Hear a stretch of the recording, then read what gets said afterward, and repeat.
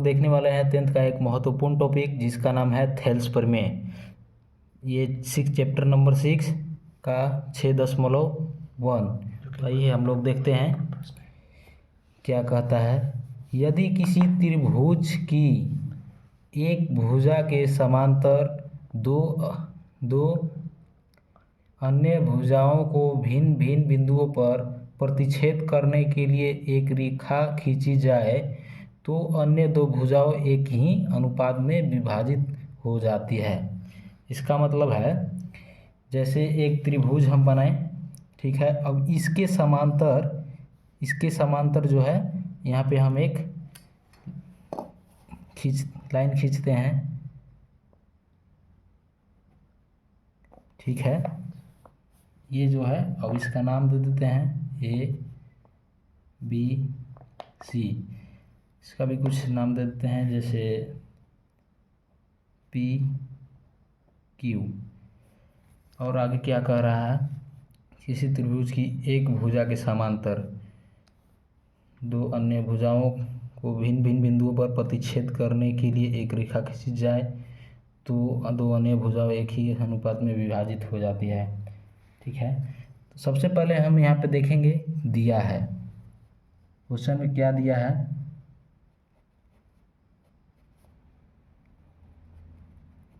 जो दिया है हम लिख लेंगे।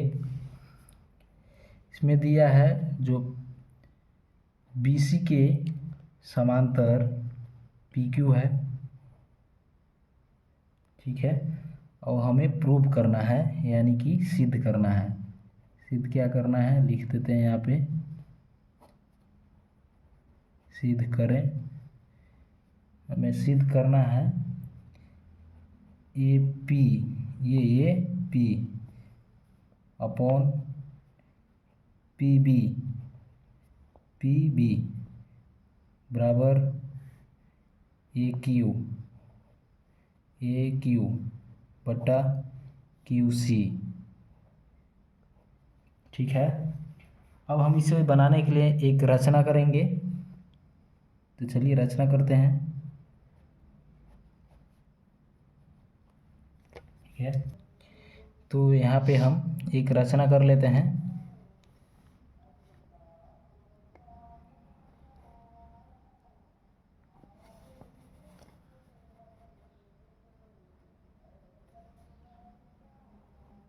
यहाँ पे हम रचना कर चुके हैं जिसका नाम हम दे देते हैं S, इसका नाम R है। और ये दोनों लाइन को भी आपस में मिला देते हैं।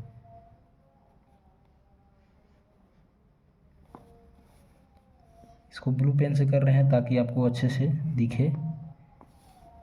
इस पे हमारा अभिलंब बन रहा है, ठीक है। तो चलिए हम चलते हैं यहाँ रचना को लिखते हैं। PR परपेंडिकुलर AQ तथा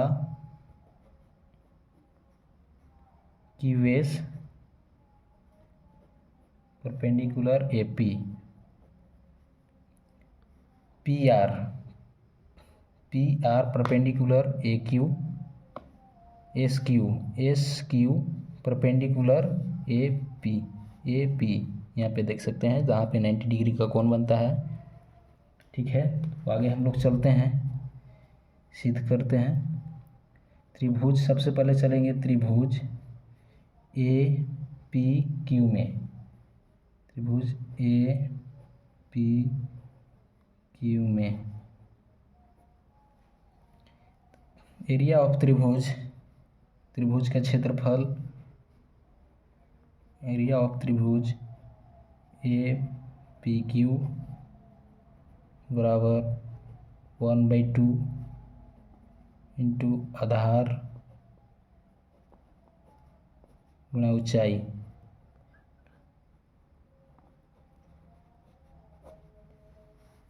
तो चलिए हम इसका वैल्यू पुट करते हैं। तो 1/2 का 1/2 आधार। अब इसमें हम जो त्रिभुज APQ में लिए हुए हैं इसका जो आधार होगा ये होगा AP, जिस पर परपेंडिकुलर होता है वही आधार होता है। तो ए पी हमारा आधार और लंब एस क्यू। चलिए क्यू एस इसको मान लेते हैं समीकरण फर्स्ट। अब चलते हैं त्रिभुज। अब त्रिभुज पी क्यू बी में, पी क्यू बी में, पी क्यू बी यानी कि इस वाले त्रिभुज में, ठीक है। इसका क्षेत्रफल 1/2 इंटू आधार गुणा ऊंचाई।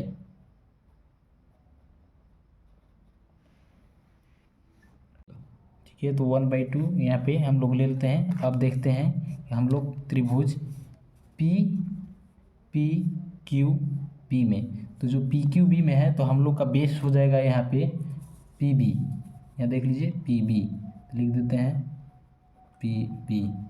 और ऊंचाई, ऊंचाई हम लोग का जो है ये हो जाएगा यहाँ पे एस क्यू, क्योंकि इसी पर परपेंडिकुलर है इसलिए एस क्यू हो जाएगा, एस क्यू। इसको मानते हैं हम लोग समीकरण 2। अब समीकरण 1 व 2 से एरिया ऑफ त्रिभुज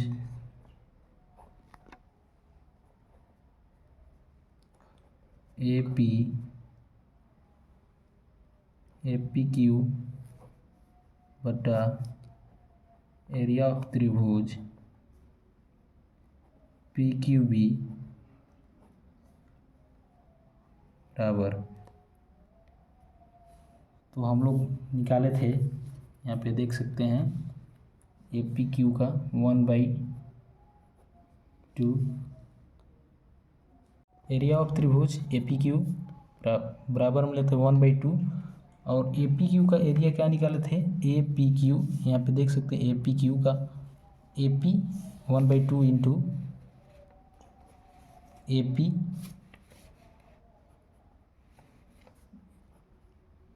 इंटू क्यू एस अपॉन में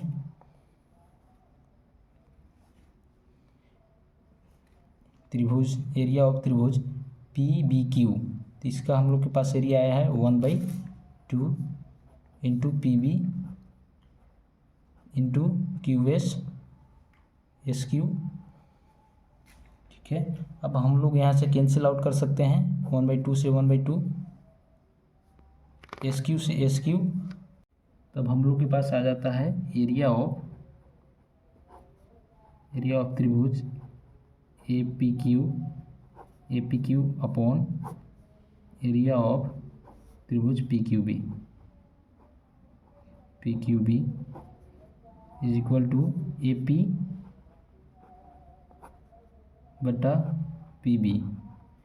इसको हम लोग मान लेते हैं समीकरण x।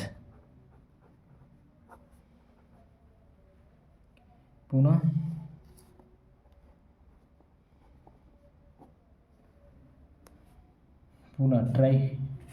ट्राइएंगल पुनः त्रिभुज पी क्यू में इधर साइड का हम लोग का हो चुका है, अब इधर साइड का हम लोग काम करेंगे। तो ठीक है, एरिया ऑफ त्रिभुज ए पी क्यू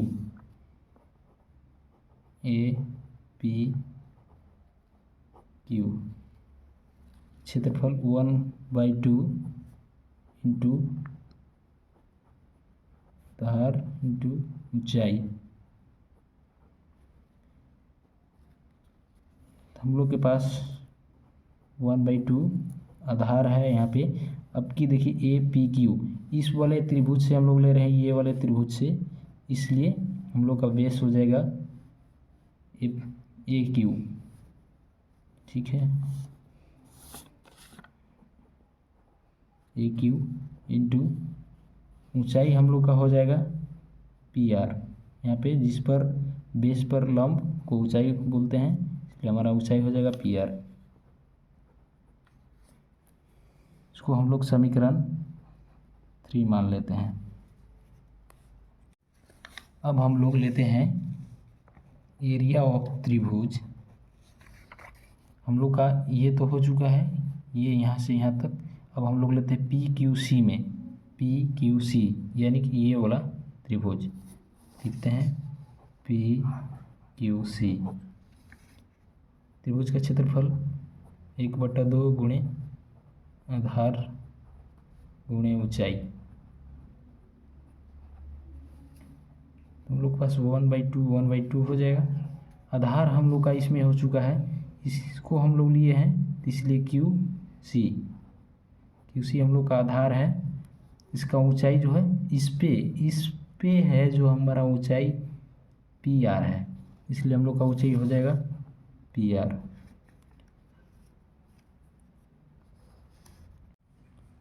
चूंकि समान आधार पर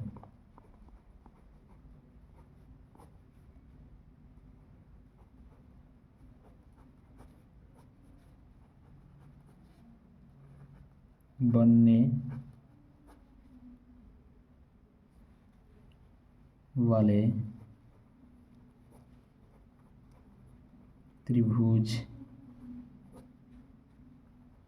का क्षेत्रफल बराबर होता है।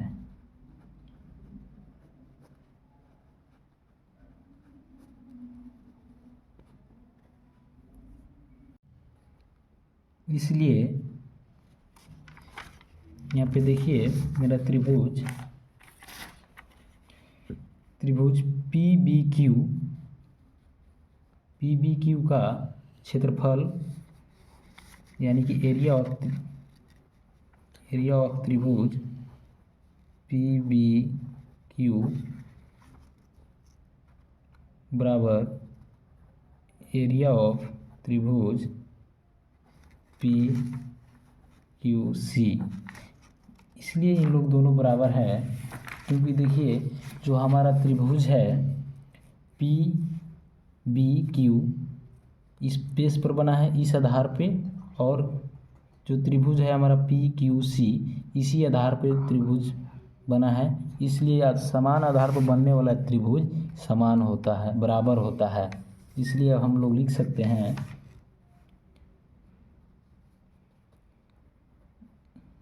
एरिया ऑफ त्रिभुज पी बी क्यू बराबर 1/2 गुणा क्यू टू सी गुणा पी आर।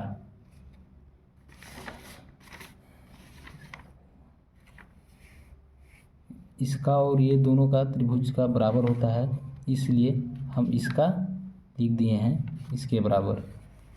आप देख सकते हैं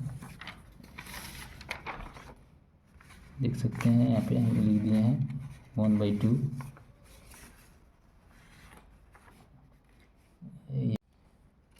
इसका क्षेत्रफल और इन दोनों का क्षेत्रफल बराबर है, इसलिए हम इसका क्षेत्रफल इसके बराबर लिख सकते हैं। इसलिए पी क्यू सी का क्षेत्रफल देख लीजिए यहाँ पे 1/2 into Q C into P R है, इसलिए हम इसके बराबर लिख चुके हैं, क्योंकि समान आधार पर बनने वाला त्रिभुज का क्षेत्रफल बराबर होता है। ठीक है, इसको मान लेंगे हम लोग समीकरण 4। अब समीकरण 3 व 4 से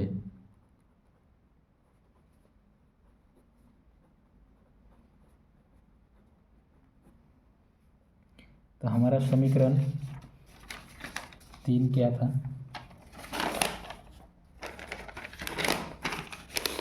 हमारा समीकरण 3 ये है, हमारा समीकरण 3 एरिया ऑफ त्रिभुज A P Q, area of त्रिभुज A P Q is equal to 1/2 into A Q यहाँ पे देख सकते हैं A Q into P R, ठीक है, बटा एरिया ऑफ त्रिभुज योग का पी बी क्यू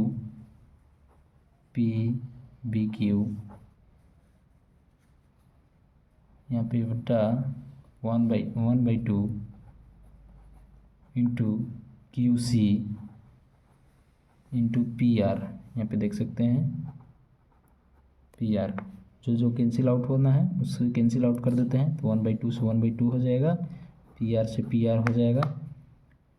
अब हम लोग का जो है इसके बराबर आता है एरिया ऑफ त्रिभुज ए पी क्यू बटा एरिया ऑफ त्रिभुज पी बी क्यू बराबर ए क्यू बटा क्यू सी। अब समीकरण इसको हम लोग मान लेंगे समीकरण y। अब समीकरण x तथा y की तुलना करने पर हमारा देख सकते हैं यहाँ पे समीकरण x का जो मान आया है ए पी बटा पी बी है, तो ए पी बटा पी बी, ठीक है, बराबर समीकरण 4 का मान ए क्यू बटा क्यू सी, ए क्यू बटा क्यू सी। तो हमें यही प्रूव करना था ए पी बटा पी बी। ए पी बटा पी बी यहाँ देख सकते हैं, यहाँ पे सिद्ध करना था यही, ए पी बटा पी बी बराबर क्यू सी बटा ए क्यू बटा क्यू सी, ये हमारा प्रूव हो चुका है।